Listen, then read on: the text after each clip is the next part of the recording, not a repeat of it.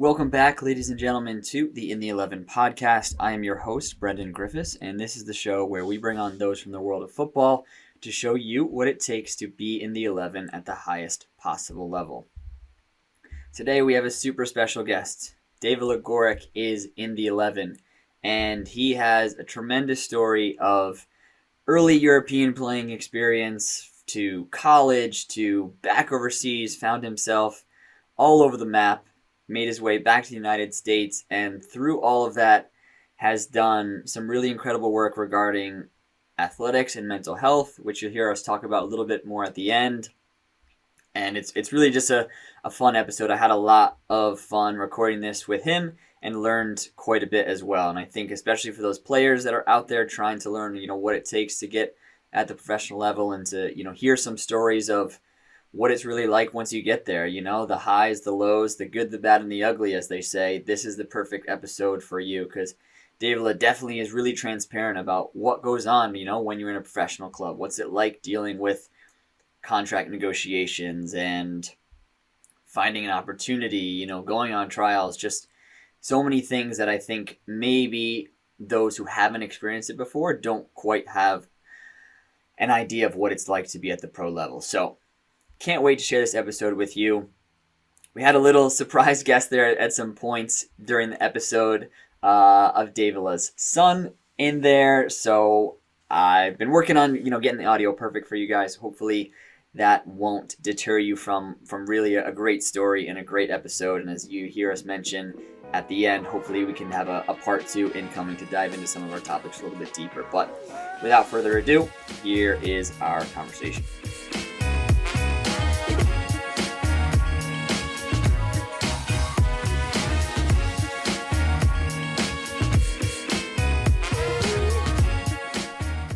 All right, ladies and gentlemen, we are joined by a goalkeeper with over a decade of professional experience, coaching experience, so much to dive into in this episode, and I'm really looking forward to it. Happy to have him on the podcast for this week. Devala Gorrick is joining us. Devala, thank you so much for stepping in the 11 with us this week. Yeah, Brendan, thanks for having me. I've been kind of following you as well for a little while, so just been waiting for that call, man, to get on the podcast. Yeah, I appreciate it. The anticipation was definitely there, so hopefully, we can live up to the hype with the episode. Absolutely.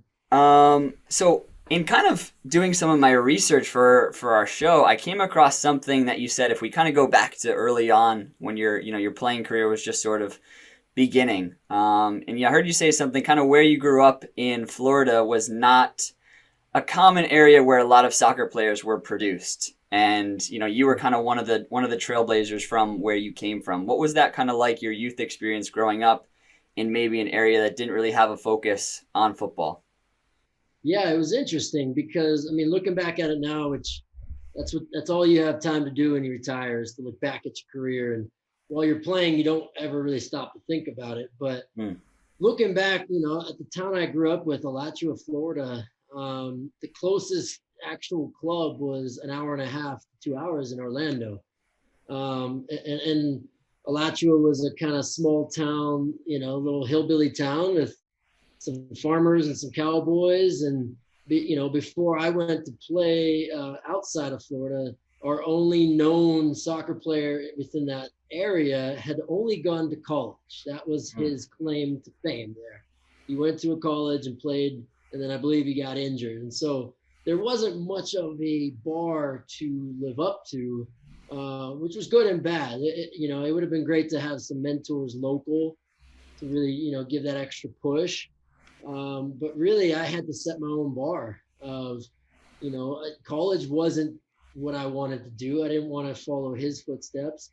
I wanted to set, professional level career. And I think at a young age, I put that goal in my head, and it just stuck so hard that it didn't really matter where I was growing up. I had a good family to support me that when I said, hey, I'm going pro at 8, 9 years old, they said, okay. And it didn't ever change that line in my head. And you managed in your youth career to have some pretty amazing experiences, not only kind of what you did domestically, but also, traveling over to Germany, traveling over to Austria. Can you speak to a little bit of maybe, how those opportunities came about and what they meant to you and, your development as a young player? Yeah, so I mean, I was lucky to have a couple good opportunities. One was to go to Bayern Leverkusen at a young age, around 14. And again, I didn't have any experience in Europe. I didn't know what it was like. There wasn't live streaming games on. I mean, I had a couple VHSs that were sent over from Europe that I was getting my information, my knowledge from. So for me, it was like stepping into another planet. I mean, it's just insane when you get off the plane in Europe, and soccer is everywhere from your plane, tray all the way to the car to the, every billboard locally. And so it really blew my mind to get over there at a young age and experience that passion. And that just ingrained that desire to go pro even more. And so Leverkusen was an amazing experience. Right away, I went to Austria, Vienna from there. And just in my head at 14 years old, I thought I was going to go professional in Europe. There was so many factors I wasn't considering. I didn't have a EU passport. I didn't, I had no clue how I was doing over there. There was no comparison, like now you can say, oh, I'm in MLS Next or I'm in DA or these different leagues. So you can have an understanding of how decent you are internationally. Back then it was, I'm just some kid from Alachua, Florida at Leverkusen, Germany, not a lick of German in me. And I'm just here to do what I can. And, the best thing I took from that was a level of professionalism that I never experienced since. I mean, I was training with the 15s through 17s, and just every single day grind of showing up, hitting the gym after, hitting the physio after, going to the jacuzzi, all these different things that were mind-blowing to me and new to me. It took that long to really adapt to, hey, this is what you got to do to be at that next level. And it was so many little things from your diet to your sleep that I was just winging up until then. I was just waking up and showing up, and there was no real coaching or mentoring in that area to say, hey, A, B, and C is what you got to do. And it was good. It was a great experience in that way to just say, hey, you're nowhere near what work rate that you got to be at. So you got to push it more. So. Yeah, I wonder, because I think the current landscape of United States soccer players, right, that go over to Europe, it's much different than it was really, even 5 years ago, 10 years ago. And now, I kind of talk to people sometimes. It almost seems as if young U.S. players, they're kind of like the next hot market that everybody doesn't want to miss out, right? You constantly hear about some new young player that is going to make the jump over to Europe. And so I guess I'm curious to hear your perspective of what it was like when you went over, kind of what was the reception that you received? What was the maybe vibe that players got about having an American come into their locker room? And, how did that transpire for you? Well, I remember one of the first things I was told, which I stayed with a nice German host family. But one of the first things they told me, and it was 1,000% true, was that you're here as a foreigner trying to take some local person's job, quote unquote. Yes. And they said, don't expect a nice reception. And so I didn't know what that actually meant until, you hit the field with a bunch of German kids who say, hey, this, and I was probably a foot taller than most of the Germans, which was at that age was awesome. And so they would look at me like, okay, this guy's here to take something from me. And so there's that initial hesitance when you're a foreigner for acceptance. There's a, hey, I want to keep this. I don't want you involved. We don't even know where you're from. We don't even know you. You don't even speak the language. And, I'm as far off as can be. I'm a vegetarian.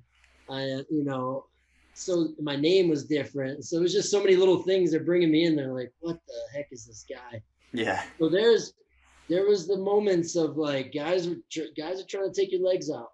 Guys are trying to smack a shot to your face to put you down.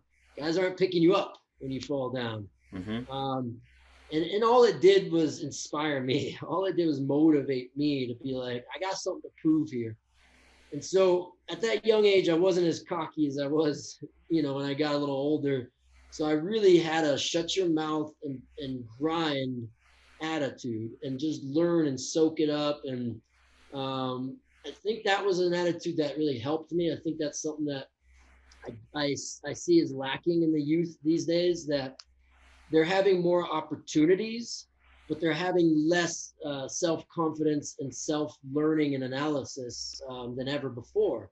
So they're going into situations thinking, hey, I'm the hot shit in my town. Yep. I should be the hot shit here. And just because I was invited here, I deserve it. And that was an attitude I didn't have. I had a very humble, I had everything to lose, nothing to gain attitude. So I went into every situation just saying, hey, if I get something out of this, if I get crumbs, I'll be happy. And so that initial attitude got me some respect, and I was able to kind of thrive in that environment and be accepted because they didn't see me as a threat anymore. They saw me as somebody who just had no clue what he was doing and who just wanted it just as much as they did. And so I do think, from my experience now going over to Germany with some younger kids and seeing the talent that we're producing, you're right, there's a hotbed of talent in America now that it was probably there before, but there just wasn't spotlights on it like there is before now with leagues and proper coaching and proper development. But we haven't really developed any of the other side of it, which is the mental side, which is the mental resilience. And that's the essence of how to make it in any environment is, yes, we're all going to be technically pretty good at some point, at some age, if we're well coached, but being put in different environments, being put in different climates, being put in different languages, that's nothing that we train for in our regular sessions. And that's some of the most important things that are, that are going to make the career of the player. I mean, I look back at Landon Donovan. He went to Germany at around that same age as I did. And he didn't have a very successful time. And from what I've read and spoke to some of the coaches that knew him, his heart wasn't in Europe. His desire to want to speak a different language and his desire to want to challenge into that different environment wasn't there. He enjoyed the American system and the MLS system. And so I think, could he have thrived in Europe had he have had that preparation of like, here's what to expect? And could he have gone on to have a very good European career? I think so. But I think, like we're considered sometimes spoiled Americans, and we have these opportunities that kids don't usually have in those countries. So we really have to go in with that half humble, half cocky attitude. Yeah, I think you talk about something really important there, and I know kind of in my youth career, I fell victim to the idea of I got so wrapped up in sort of the local or regional, rivalry, right? Like you want to be the best kid on the team that you're playing in, and you want to be able to beat the team from, one or two towns over. And then I think kind of what it sounds like your experience in Germany did for you at a young age, which I think is what a lot of young players need, is they need to have their perspective broadened quickly to understand, like, yes, you may be the best player in this little region, but there's players in the whole country, right, that are competing for the same things you are. There's players in the whole world that are competing for the same things you are. And, it kind of sounds like that being thrown into the fire that you experienced in Germany, right, in Austria, and then also the experience of, you're coming here to take someone's job and people aren't going to kind of take kindly to that. Did that maybe help you then when you furthered your career and kind of went into college to still come in with a mindset of, yes, this is college and maybe it's a little different and people are more on each other's team, right, trying to support each other a little bit more. But I'm still here with a mindset of I know where I need to go with this and what I want to do with my playing career. No, absolutely. I mean, you hit it on the head. Broaden your horizons, broaden your experience is something as a coach I try to do at a young age. And like you said, there's kids that they're the best in their team. Maybe they've been promoted. I've seen a few this year that we've promoted to our top teams. And guess what happened? Their development going like this went stagnant because they've made it in their heads. So I think one of the biggest takeaways in that was I just had that humility of it's never enough in my head. And maybe that was built into me from a family perspective. I was the youngest of 5 brothers. And so just, always being the smallest, always being the runt kind of makes you want to every day try to get stronger, bigger, faster. It's never enough. You're like, hey, I got to this goal, but I still am a little weakling compared to these guys. And so, yeah, you're right. I had this picture in my head when I came back from those experiences. And when I realized, hey, I'm not going pro, it's got to be the college route and then, go after college because that's kind of the American system. When I realized that I took these experiences and then again, in my head, I don't know if, kids would think this way, but I'm thinking of my hours I would put in Germany. Okay, I'm putting in X number of hours per day times a week plus games. And then I'm looking at what I'm doing in the local leagues and it's not comparing. I'm getting 1 hour of training a day. I'm not really getting a goalie trainer. There's not really gym involved. There's not, extra stuff. And so then in my head, it was like, the math is off. I need to correct that myself. So what does that mean? I'm at home, I'm asking my dad to build a wall, a 10 by 10 just wall out of wood so I could smack balls off of it and work on my long kicks. Can I work on my punts? Can I just hit it off of it and catch it? There was just more hours and hours I put in that were just based on what I saw. And, it's the difference of, when you're studying, I've always thought about it this way, but when you're studying to become like a doctor or something, or a nurse, like there's that initial stage where you're a helper and, you're not expected to do as much. You're there, you're showing up, but the amount of hours that the doctor has to put in and the thought process and the concentration, that level gap is why it takes some of those people 4, 5, 6 years to get to that stage. And that's why they usually throw them in there to those hospitals and just say, let's go, let's make it happen as fast as we can. And so that was my experience. I was thrown into that fire of, hey, this is the environment. I survived it. I saw that not only could I survive it, but in my head, I could thrive. And it wasn't an unrealistic expectation. It was very realistic. It was, hey, you did okay. And I really thought I wouldn't from where I came from. So then in my head, it goes, well, if I really thought I was going to fail there and I didn't, why don't I bring up my thinking to a higher level? Why don't I try to fail at Manchester United? Why don't I try to fail at, and then if I fall a little bit below that, I'm still landing in a decent area. And so for me, it was, that broadening your knowledge and then also looking at yourself and saying, I'm not near where I need to be. So when you come out of college, I feel as if, yes, the landscape of soccer today in the U.S. has changed in the way in which players can go pro, for sure. But I still think there's quite a bit of players who will go that route of go to college and then try and make a professional career. Kind of what is it like to, finish your last collegiate game and then look at the professional landscape and think, how am I going to make a career in this crazy, in this crazy wild west of a world that is professional soccer when, you have a little bit of a resume from what you've done collegiately and from some of the experiences you've had as a youth, but I'm fascinated by this idea of how to really, create a career for yourself, right? Build that career and then continue to build upon that as you go up. Yeah, I mean, I think there's two sides to the coin on that one. It's people say sports is luck. There's a lot of luck involved, and I do think there's a good amount of that is true. Because I worked alongside a lot of players who were probably way better than me, and who were just in the wrong place at the wrong time or not the right place at the right time. But at the same time, my personal experience was I was just a stubborn bastard. Like I was the guy that just, if you tell me don't touch the fire, I gotta touch it to just make sure it's hot. Like it's just the way I was. So for me, I set my own goal. I wanted to go pro.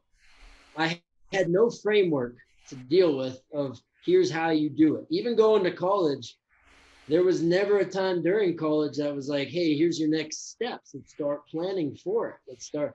It was never like that easy. But I think my stubbornness throughout the entire process of, even if I was in my second year of college, I was training like I'm going to play pro. If I was in my senior year of college, I didn't care about that senior game. I didn't care about the banquet and all this other BS. I cared about, I'm going to go pro. And so my, they say, trust the journey, enjoy the journey. All I did was the journey. And I knew there would be an end to that journey. The end would be I either make it or I fail. But I was not going to get off that road, and I was not going to change things because I didn't know how to do it. So that stubbornness kind of filled a lot of holes that kids think they have now of like, hey, I don't know how to do it. I don't know which way to go about it. For me, it was like, it's going to happen. So I'm going to try every single possible thing in my power. I'm going to go to every single tryout. I'm going to cold call every single coach. I'm going to email guys that I haven't spoke to in 5 years. I'm going to find a way to get in the door somehow. And I'm going to just be a stubborn kid. And again, even if I'm there and I'm stubborn and I'm not great, I'm there. And so there was a lot of that was just like, I don't know which way I'm going. I don't know how I'm going to get there. But as long as I'm walking towards that goal and I'm walking towards, where the right direction, then eventually you're going to fall into something.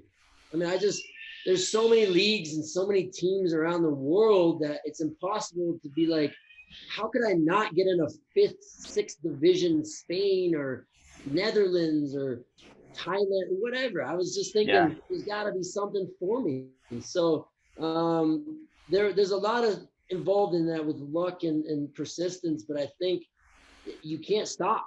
You can't, whatever goal you have, I don't care if it's college, even when you're in college and you've gotten a full ride and you're at Duke and you're at this, you can't stop any single day of the week because someone's ready to take what you have worked for.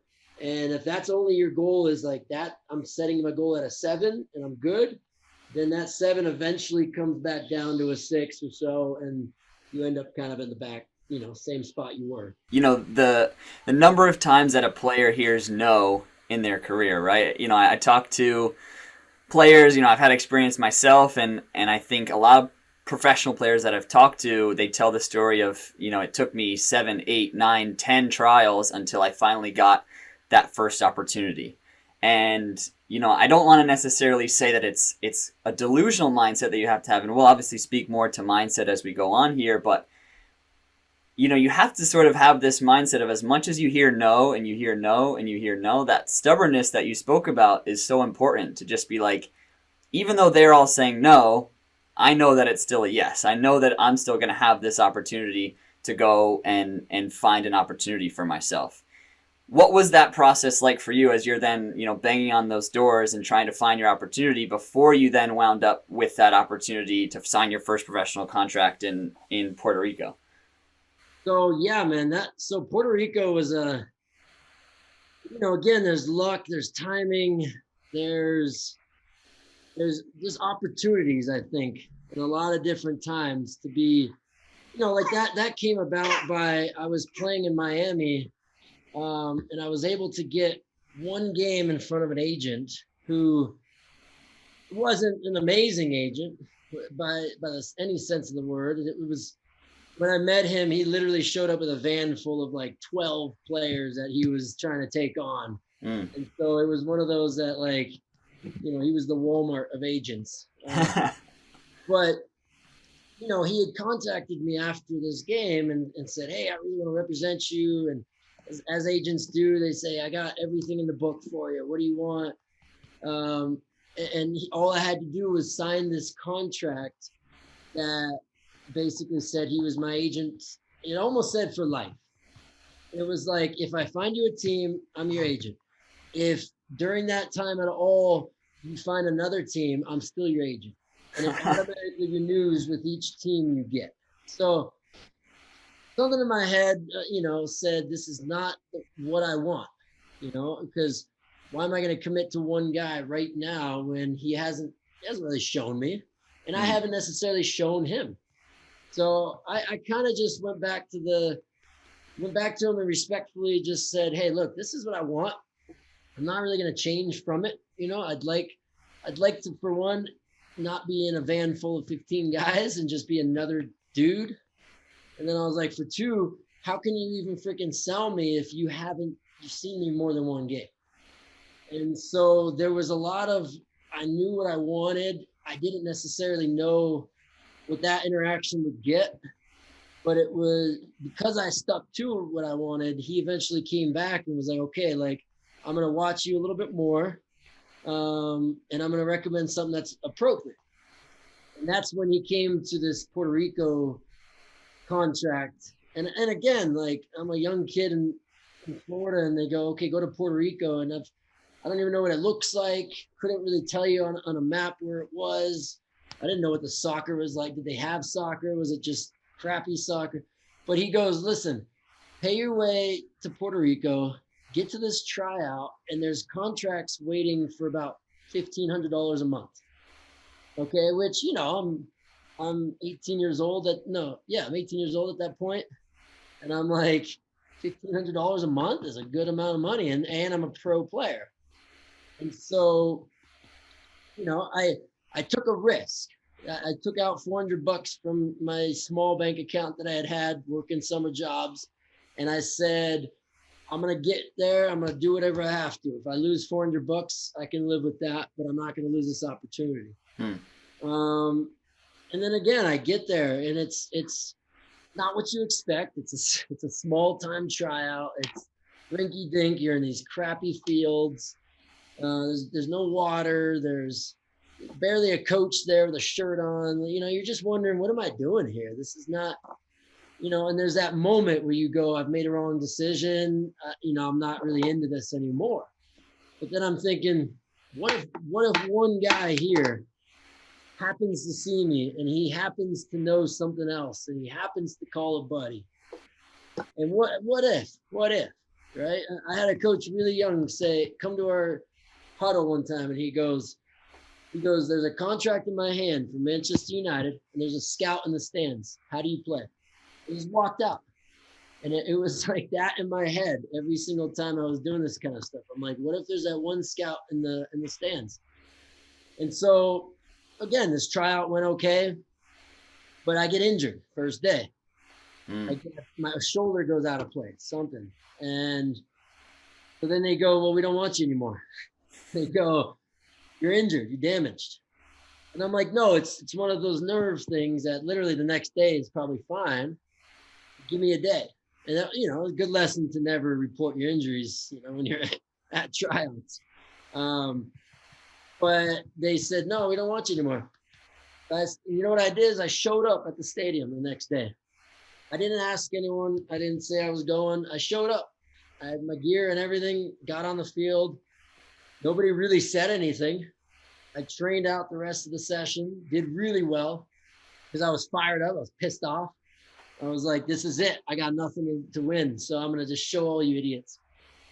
And, they came back to me and they said, we really want you. But because of your quote unquote injury, they said, we're going to give you $1,000 a month. So every kid on that team was on $1,500 a month, except for me. Because of no injury, I didn't miss a single session that rest of that summer. I didn't, but I took it. I said, you know what? My fault for saying I was injured. I'm going to show you guys. I'm going to take this, make a little less. Does it hurt the pride? For sure.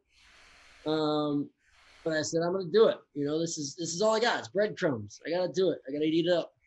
And I did it, and throughout even that journey itself, there was ups and downs of where I wanted to quit. I wanted to, I thought I was better than it. We were in apartments with like 6 guys to 2 rooms. And it was one of those that most guys would look at it, and if they had any other option, they would have said, I'll go work at Subway. And there was guys like me that just said, I don't care. I mean, what else am I going to do? The worst case scenario is I spent 4 months in Puerto Rico. And so there was just there's these little pockets of memories and experiences, just opportunities that had I have had a different mindset, had I have had, and honestly, I look back at it now, had I been smarter school wise, if I had any sense to go and be a lawyer or be a finance person, man, I would have quit quicker. I would have said this soccer thing is, I mean, it's not worth the hours you put in. There's no payout, equivalence. So you go to a 9-to-5 job, you get paid $50K a year. You go to soccer, you put in, it's 24 hours. There's hours that, yeah, you're not necessarily at training, but you're doing something to prepare. It's 24 hours a day, every single day, on weekends, on holidays, and you get paid less than that a year based on where you at. And so it was just always like those little memories where I was a stubborn bastard, and I just said, in the end, this will be a great story if I can just keep going. One more day, one more game, one more highlight, because sports is like that. You're one highlight away from being the star of the year. Look at Tim Howard. I love the guy. Hate that his only memory was one Belgium game that 90% of those saves were right at him. But again, did he become a national sensation overnight? And most guys kind of knew who Tim Howard was, but not outside the soccer game. So it was just one of those that, like, man, your life can change overnight after a game or two. And so, yeah, man, the journey is it's all decisions. But if you have the heart and the mindset on path, it shouldn't ever be a hard decision. It should be the way you're going, the direction you're going. Yeah. I had a couple weeks ago on my show, I had I guess you would call him a life coach, and he works with a lot of professional a lot of MLS players, right? His name's Seth Taylor, and he said he had a conversation once with Dax McCarty, who I know that you guys played youth together, right? And I'm sure cross paths along your career. And I'm paraphrasing, of course, but Seth said he had a conversation with Dax where kind of he said, to be a professional, your first 3 years, you sort of just have to eat shit, and then, then you kind of get somewhere, right? You start to make some headway, or you find something like that. Yeah. What do you think about, that kind of quote, or what is that applicable to your kind of experience early on in your career? It sounds like a little bit, at least with this Puerto Rico situation. I gotta disagree with Dax just because I know Dax well, love him, but he might have had to eat shit. Some of us didn't have to. No, I mean, I think the best way to say it is you have to have a learner's mentality those first year or two. You have to be a sponge. And I'll tell you when I did it very wrong.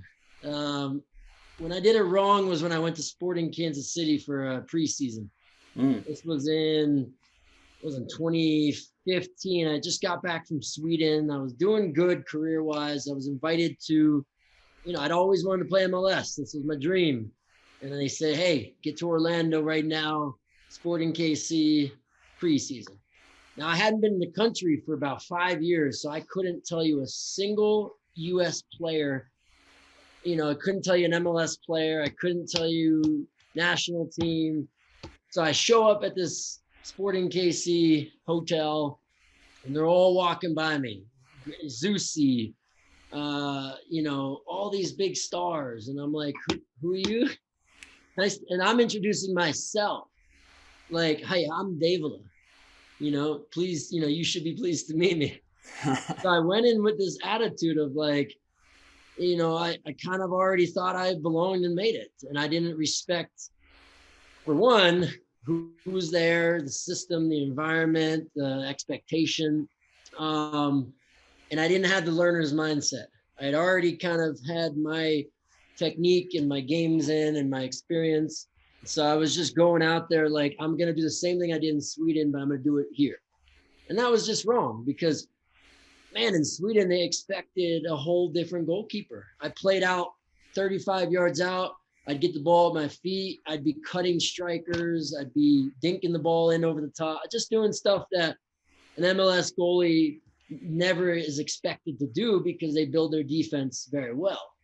And so when I went into that, I didn't have the learner's mindset. And so as well as I did, I butt heads with a lot of people because, again, you're the new guy, you're the young guy, you're the outside of the club guy, and you have to have a humility and a learner, supporter mentality of like, hey, look, even if I'm better than you as a goalkeeper, there's 2 other goalies, 3 other goalies. Let's all make each other better, because whether or not we stay at this club, we might go to another club. We need to be better for that club.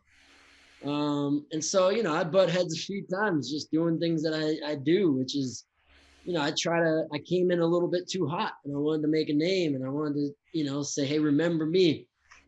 And I think I needed to have gone in with the eat shit, grind, clean the boots, shine the boots kind of mentality. And so I remember this, like the 3rd day, the goalie coach had to come up to me and say, hey, Devala, you got to tone it down like 3 notches because, there was just like, I remember one time Zeusy yelled at me because they were shooting and I didn't let the ball hit the back of the net, which is a huge no-no for strikers.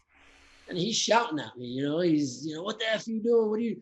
And I'm shouting right back at him, like, F you, come and score on me, shut your mouth, play on, you dummy. Like, yeah. And these guys are looking at me like, dude, you just yelled at our national treasure. Like, who are you? That's how I felt later when I looked him up, and like my brother calls me and he goes, have you met Graham Zusi yet? And I'm like, yeah, I did. We kind of had a little fight. And he's like, dude, he's a national legend and stuff. And I'm like, well, and my response was like, I don't know. And I don't really care because I'm here to let them know who I am. So I think there was, with young players, you don't have to just shut your mouth and be a yes man your first years, but you have to soak up everything because there's a lot of unwritten, unsaid rules and, courtesies of the game based on what team and club you're at, that if you don't know that kind of thing, then you're going to step on toes. You're going to not learn technique or the overall game tactics. Like, again, some coaches, they want their keeper to be the loudest guy out there, no matter what. Be the loud guy, be yelling, be screaming. Some coaches can't stand that. Some are like, just say what you need to say and then shut up. Let the rest of the team do their job. So I think understanding that is just such a tiny little detail that I could have known, hey, luckily Peter Vermees was a guy that loved cockiness. So it wasn't something that he was going to kick me out for, but it wasn't deserved cockiness. And so had it have been controlled and deserved cockiness, who knows? I could have been with them I ended up with Ottawa FC, which is still an amazing team, but it could have been a different career path just based on those little decisions. Yeah, kind of along those same lines, how does it compare and contrast with a field player to a goalkeeper and kind of maybe that humbleness balance between cockiness, right? Because I know I've spoken to goalkeepers before and the goalkeeper union is a very real thing, and there's kind of maybe a different way in which you interact with fellow goalkeepers than maybe a field player would. Can you kind of compare and contrast the differences between maybe a goalkeeper and a field player in an experience like a trial or in an experience during a season?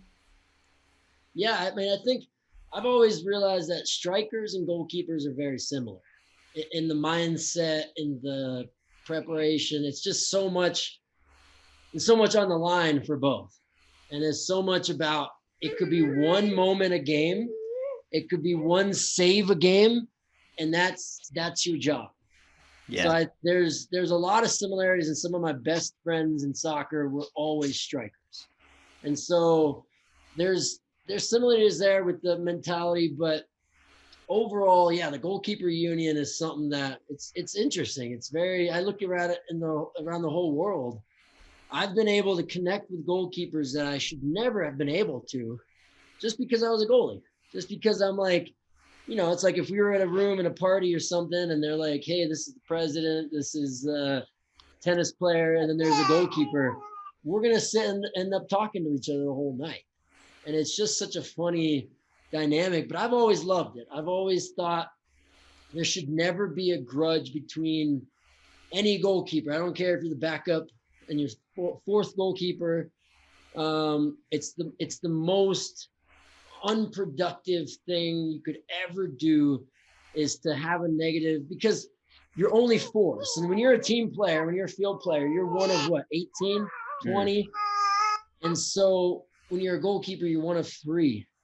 So the relationships there, I mean, if you're one of 20 and you have 2 dudes that you don't get along with, yeah, okay, you can live with that. Yeah. Locker room's a big locker room. When you got 3 goalies sitting next to each other and they got to train together, they got to ice bath together, they got to show up at extra events. Can you quiet down? Then there's a whole different dynamic. They have to become almost like brothers. And that's what I've noticed the biggest like learning times have been, is when you're able to kind of have that mentality. And the coolest part about it is if you're a good goalkeeper and you can generate that mentality, that's so infectious to the team, to the other, other players. And just, it's such an amazing thing, because you'll get a backup striker who's been dying to play, but then they look, hey, there's 3 of you guys and you're a squad and you guys work together. It can really set a tone. And so I've learned that as a young age, like, goalies, there's no real difference, when you're on a team, like, yeah, there's the starter, backup. There might be the one that's a little better with his feet, or one that's better than his air.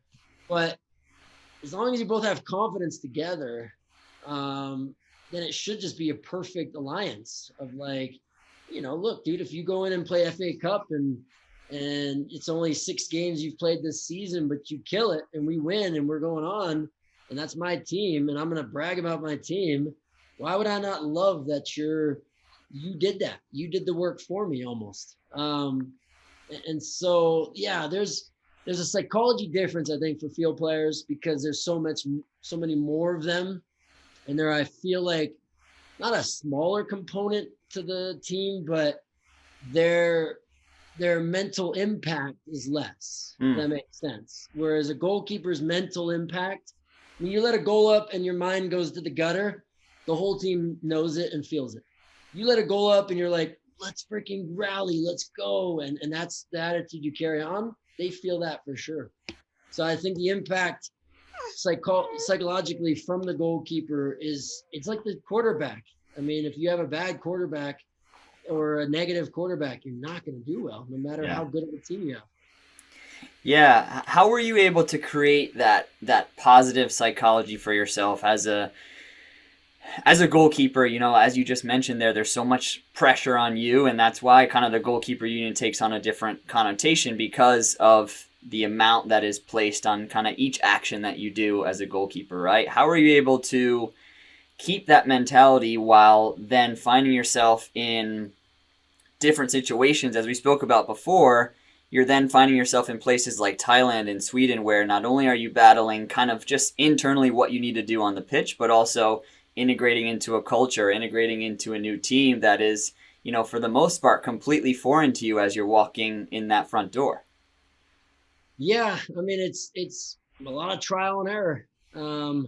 Again, there was no book about it. There was no podcasts. There was no DVDs you could buy, how to become a pro. Nowadays, there's every single advisor and special goalkeeper specialist, even though most of them didn't ever really step on the field. They all have a program. I mean, really, there was so many times in Thailand I should have quit. I went over there again with different culture, different food, different playing style. I'm 3 feet bigger than everybody. Nobody speaks English. And if they do, it's so broken. So, I mean, you're a fish out of water there. But there's gold on the table. There's teams there paying $25,000-$30,000 a month to players, and they're giving bonuses. They're giving free first class tickets around the world. It was the most amazing thing I've seen, because if you wanted it, you could have it all there. I know some guys who played 4 or 5 years there, and I'm pretty sure they retired after that. So it was one of those that I was just there looking at it, and I'm just saying, I got to get something from this. I'm not leaving this country until I've made a name and I've made some money. And so my second year was the same situation as Puerto Rico. I went to a team called Air Force, who was, Air Force of Thailand. They were affiliated directly. So the general was the coach, and the co-general was the assistant coach. And we flew Air Force cargo jets to games. It was just such a wild, different team. But they said to me day one, because I got there about the last week of transfer deadline, they said, I'm going to give you $1,000 a month, which I think I was probably making quadruple that the first team I got there. And so they said, we'll give you 1,000. We don't know who you are. You didn't get many games. Take it or leave it. And I had to just do one of those where I just signed. I closed my eyes later, and I said, I'm going to do something about this. I'm so mad. And so probably 3 days in, or 3 games in, I do amazing. I get clean sheets. I'm pretty sure I walked in about 3-4 weeks into the season. I walked in with my contract and I said, I want a whole brand new contract. And they were like, it's only been a month or 2. I said, I don't care. I'm the best goalie in this league, and you know it already. And so you got to pay me. And so I was like, I want double or triple what I'm making. And I'm pretty, it was very quick. It was very quick of like, they said, yes, we got to do this because we see what you can bring and we know we're going to lose you. So there was a little bit of a risk there where because for me, I couldn't play for that amount. I couldn't survive. I couldn't feel like inspired. So I had to get that because I knew what it would do. It would inspire me. And I did that again every 6 months. I went back in there and said, I'm not getting paid what I'm worth. I want this. It's going to make me play better. And I was like, if you give me more for a clean sheet, you're going to get more games that get clean sheets and you're going to get more points. And so there was a lot mixed into that of like, hey, it's not going to be easy. It's not going to be pretty sometimes, but can you just go one more day? Can you get something out of this that's like, hey, I'm proud of that. Like, you got some games, you got some experience, you survived people telling you to go home. So I think the struggle is something I've always been a little addicted to, was like, this is like the worst day of my life in soccer. How do I turn this situation into the best moment? And maybe it's in this team, maybe it's in a different team, maybe it's in a whole different country. But it was always a struggle that I liked to overcome. Yeah. I think I love that you shared that story. I think for one, it's kind of nice, I think, for players that are listening to have someone that can be a little bit transparent about this is kind of what we're making at these different levels. Because I think, especially a place like Thailand, people look at it and they're like, they just look at it as this like mystical kind of place, and they don't really understand what it's like to go over there and play. But I love kind of your story about sharing, yes, I took the lesser contract, but then I walked in and I kind of demanded what I was owed, and so how can you speak to that? Because I think early on in players' careers, there's this sort of, a club is providing you this opportunity and, you should be grateful that we were giving you this opportunity and you get to play football for a living and that's fantastic, right? What more could you want? Well, there then becomes a shift, right? And it's like, sure, you can pay $1,000 a month for a goalkeeper, but you're going to get $1,000 a month caliber goalkeeper. And that's not what I am at this point in my career. So how does that mindset for you shift of, in the beginning, it's like, I just want an opportunity. And now it's like, no, I'm worth this. Yeah, that's a tough one. Everyone has their value in their head. Mine wasn't unrealistic. Mine was very much like, hey, what does the guy make that I feel is pretty close to my level, and why am I not getting that? Maybe it's me. Maybe I haven't produced enough.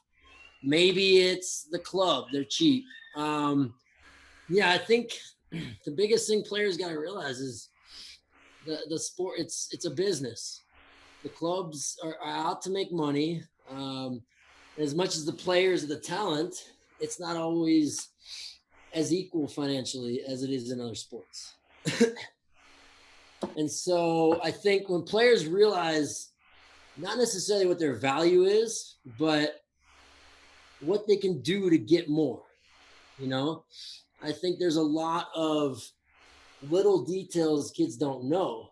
Like, for example, bonuses are a huge thing in sports, you know?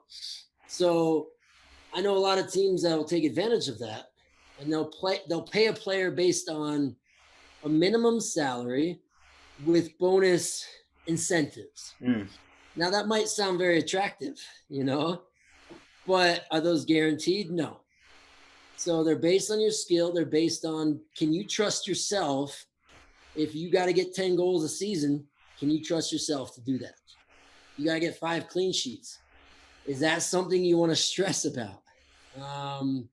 When I played in Thailand, after my fourth, negotiation of my contract, I finally said, look, I'm doing so well with clean sheets. I want a clean sheet bonus, and I want it to be significant because there's games where we're, it's 0-0, and I got to stay focused. I got to stay in the game. What's my incentive?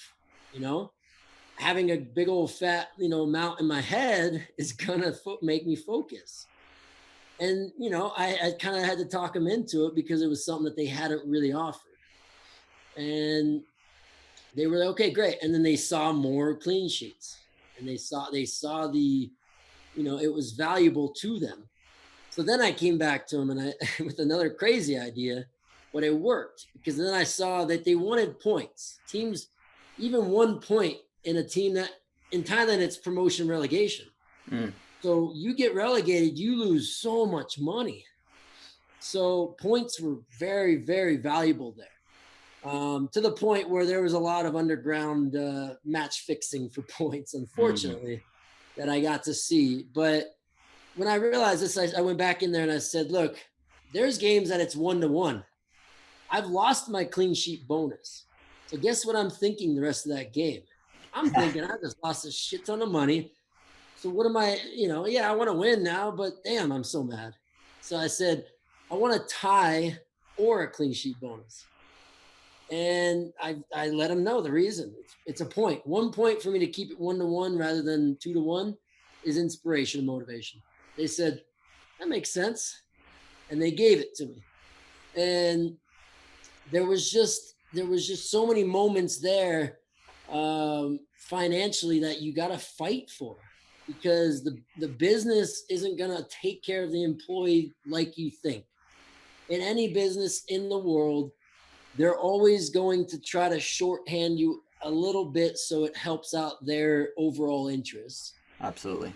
And in my head, I just said, I'm never going to be shorthanded. I would rather be stubborn. I'd rather be fired. Rather be quit than to feel undervalued. And another story was when I was in Sweden. I had a 2-year, an amazing contract.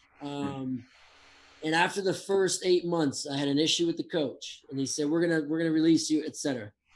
And they said at the end of the year, I had about 13 months left on my contract. They came to me and said, we're gonna break your contract and pay you out 1 month. And I had to move. I'm having to move my whole family from Sweden to America. The costs and all that, in my head, I'm like, that 1 month salary doesn't even cover the move. Yeah. So I said, there's no way. Absolutely no way. You sign this deal, you're going to stick with this deal. They said, well, if you don't agree to this, we're going to keep you as like our 5th goalkeeper. We're not even going to like invite you to training. You're just going to be on the payroll. And I just said, even better. I can just stay home. I can take my paycheck. And so I just straight stared them down. And there was probably 4 or 5 meetings I had the president, I had the owner, the coaches, I had some of the board members there against me saying, Devala, you need to sign this agreement. We'll give you 2 months now. We'll give you 3 months. And I finally felt so offended because of what I moved my whole family to Sweden. I played very good 6 months. And then their coach changes and they make a decision. It wasn't related to me. And I said, I don't accept that. I'm not one of those guys that's just going to say, yes, sir, I'll take what you want because it's not my country and I'm going to go and struggle. I said, no, I'm going to stay here. I'm going to get every single month for 13 months.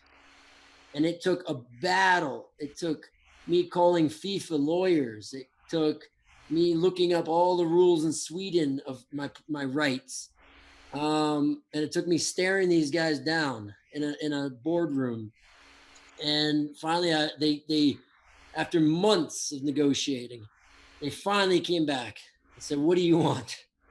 And I was, originally I would have settled for like 6 months, 5 months, right? Something reasonable to get my family home, get a few months to survive while I find the next team. I finally was so mad. I said, I want every freaking dollar in my contract. And their eyes were like, there's like 10 months left. And they're like, it's a lot of money. And then, but at this point, there was like, they had to get me off the payroll. They had to get me off the roster. And I knew these little things that I was kind of learning, like, okay, if I'm on the roster, it's one less player they can add. So I was staring at them and I said, I want every dollar. And they were like, no way. They said, okay, fine. What else? They made the mistake of asking what else. I said, I want an American dollars tax free. And they, again, their eyes were like fiery red. And they were just like, okay, done. And I walked away from that, not feeling proud, because it's never proud, you're getting freaking cut. You're just sort of hanging on to whatever blood you got. But I just felt like I was not going to be taken advantage of as a person, as a player, as an employee. Again, none of those situations happen if you're a Best Buy employee. You don't go, hey, we're going to just cut you tomorrow because you didn't play well and we changed our manager. None of that stuff happens in other roles. So it's a very trial and error of you're put in those situations. How do you want to react? What do you want out of this? How much do you want to put on the line? And for me, it was always do or die. I always thought one day it'll work out, it might not be good now, but I'm not going to take something that is not just regular for a player and a person, but just something that in my heart, I knew that I put in time, I put in work, put in my PhD as a soccer player. And your 10,000 hours, 10,000 or more hours. So yeah. I just wanted to feel like I put in my time and I deserved it. That was it. Yeah. And man, those are the stories that I think you don't really understand. You don't conceptualize that might be something that you're dealing with when you go and, you try and become a pro, right? I think a lot of people's idea when they're young is, man, what is better than I get to go wake up every morning and play soccer and I'm going to get a paycheck for it, right? Like, you don't really understand, but I think the more players that you talk to, I'm sure you have experiences that you've talked to guys that probably had something even worse than that happen to them, because a little bit, once you get to a point where the game is a business, it's about dollars and cents, it's about how can we make the most money, man, it gets a little dicey sometimes. Yeah, and I think that's my advice for any future player is the minute you don't enjoy it, get the F out. Yep. Because there's a lot to it. There's just so much. And the passion for the game will wear so long. The passion you have for yourself and life and your family and, what you want to do. Again, I had in my head, in my heart, it was travel, it was soccer, it was culture, it was experience. So those struggles sort of fit, my level of acceptance of struggle. But for some people, if you're not enjoying it, if you're not where you want to be, if you put in the hours and it's still not, there's still a big question mark. That's the biggest part. If there's a question mark, then you need to spend time thinking about it. Because what ends up happening is it's like the old tale of people who go to Hollywood. They all want to make it. They all think they're going to make it. They all get a little taste of it. Problem is sometimes they don't know when to say, I haven't made it. I'm not going to make it. I don't really care to make it.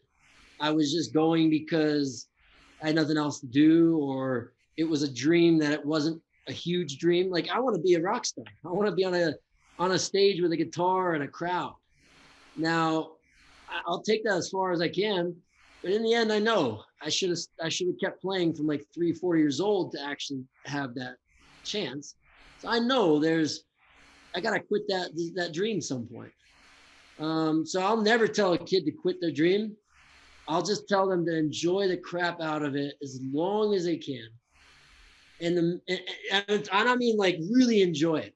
Yeah. Like, again, like, these are all things we're talking about, like, how can you make it to the next level and all these things, but man, kids need to enjoy the level they're at. I don't care if they're in the bottom team. If you're playing and you're getting minutes, you got to enjoy those minutes. You got to enjoy the next minutes. You got to enjoy, maybe you get 10 minutes.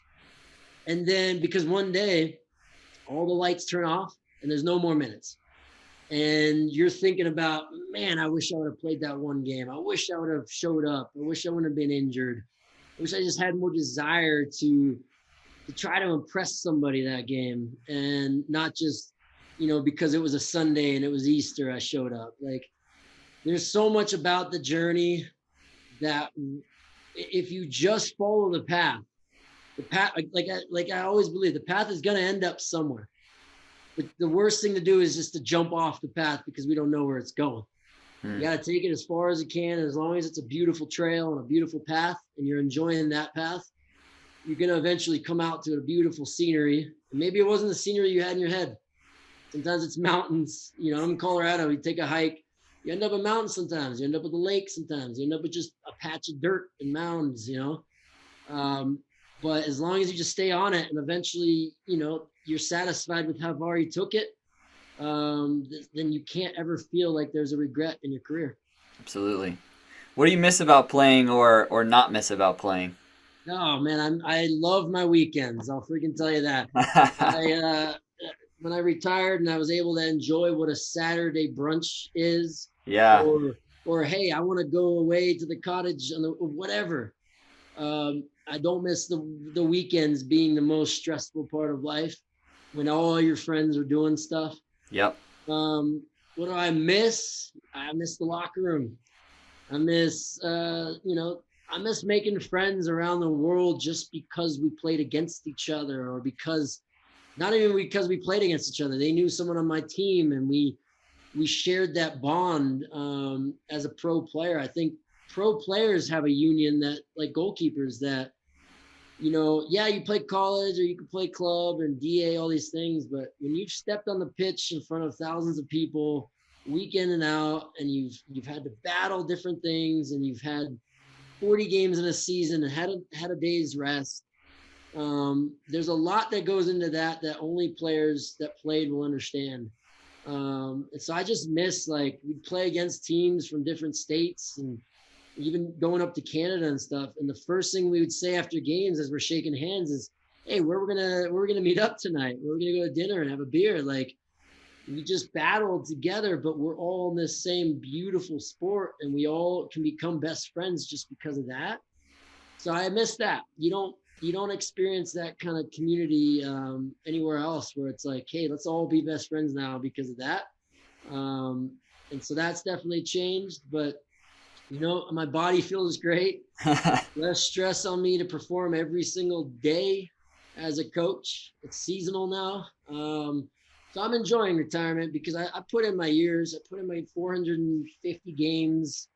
So I feel like content with it to just say, okay, I got to recover now. Yeah. Yeah. The last thing I wanted to touch on quick, because I know I'll let you out of here because dad duty is calling, but I would be remiss if we didn't chat about it a little bit. There was something I read, I know we spoke kind of briefly before about your pursuits with kind of cognitive goalkeeping, mental health in sports, right? Mental health in football. And there's something I read from your social media that you had a quote that said, through all the years of elite performance, I forgot one thing, my mental health, right? And so kind of as the conversation of mental health in athletics, also in football, is being brought to light a little bit more, what do what do other athletes need to know about their mental health, or what kind of drove you into diving into that idea a little bit more? So yeah, that is such an amazing question. I think we could probably spend hours diving into the mental. We'll have to jump on that part 2 of this episode. Yeah, for sure. I think there's stigma still around mental health, mental training.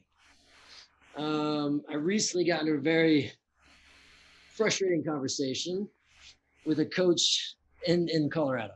My kind of theory is that there's mental training, there's cognitive training, and there's mental health.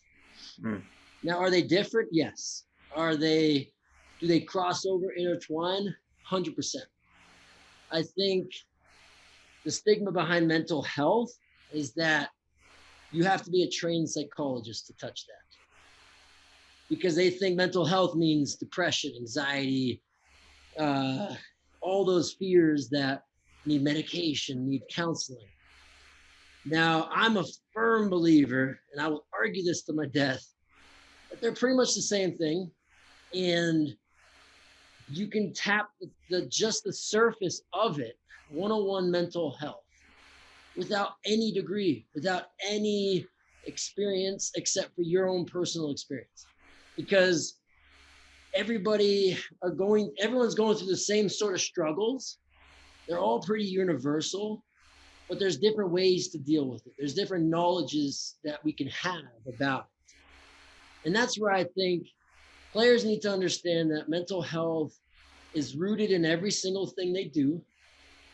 It's the root. If they say sports is 90% mental, I think that's an understatement. And we're training in about 0.1%. So just do the math. If anyone's buys stocks or does gambling, just do the math and then try to tell me that not doing mental training, not learning to control emotions, not building confidence by yourself, not dismissing what a coach says because they don't know what they're saying and they're just trying to fire you up. Not understanding those and then applying them is similar to, like, I say it all the time, like you have a serious cold, a serious virus, and you're taking a cough drop and you're saying, oh, well, it's helping me. I feel better. I'm functioning, but you're not treating any of the underlying stuff. And so mental health, mental training has to be number one. It also doesn't have to be complicated. It could be very simple. It could be very introductory, but it'll make the difference of your career and your post-career. The latter being the most important, because eventually we all stop. We all turn the lights off, take the boots out, and we don't have soccer anymore. So who do we have to motivate us? Who do we, what techniques do we have? What skills do we have? I had the best thing, I'll close out with this. The best thing I was ever told was one of my very good mentors, Jonathan Van Horn, has a book called Shift. And it's about the transition from soccer to post. And the best thing he ever said to me early on, he said, David, what are you good at outside soccer? So I started listing things off. I'm good at communication. I'm good at, timely. I'm this, I'm organized. And he goes, yeah, that's all related to soccer. He goes, what about outside soccer? And I was like, dude, I don't know. It took me probably about 6 months to answer that question. I had no clue. I had no idea what I was good at. When I figured that out, though, holy cow, if I had known that as a soccer player, it just makes you feel like you're not just a soccer player. You're Devala, the soccer player, the this, the that, the father, the friend, the teammate. Then it just makes it into such an easier concept that sports is what I do from 9 to 5, and then I have other things that will fulfill the rest. So I think it's very important that we start shedding that light back to the mental. Yeah, I couldn't agree more. I had a basically same conversation. I was on a podcast recently, and she said to me, who are you outside of the game? And it kind of like took me back a sec. I was like, I don't know. Yeah. Man, figuring that out. But, man, David, thank you so much. I appreciate your time. As we mentioned there, hopefully maybe we can do this again sometime and dive into that a little bit deeper. But again, thank you so much for jumping on, sharing your story, and giving some advice to those listening. I appreciate it. I appreciate what you do, especially highlighting the mental. So let's definitely dive into that anytime you want, buddy. Perfect. Love it. All right, Thank you man. so Well, much. take care of yourself. We'll talk soon. You as well. All the best to you guys. Bye-bye. That was the episode for this week. I want to thank Devala once again for kind of bearing with me with all the circumstances and for still providing some great value to you guys, some great information, great stories of his professional career. Thank you to all of those that are listening out there. Really appreciate it. As I mentioned, time and time again, to continue to appreciate the growth and the support that this podcast has received, and I hope to be able to continue to provide you some cool stories, really, because that's what this is about, is sharing stories, sharing ideas of things that you guys might want to do with your playing careers, coaching careers, or even if you want to do something outside of football. Hopefully this podcast can be a source of inspiration, guidance, motivation, whatever you may be able to glean from it. I hope I can provide that to you. So thank you to all you out there listening. Once again, I'll ask you, if you love the show, if you know somebody who might be a good fit for it, please send an episode on over to them and tell them to check it out, because we always love to see the show grow, and hopefully it can reach as many people as possible. So thank you so much. I will catch you guys on the next one. Peace.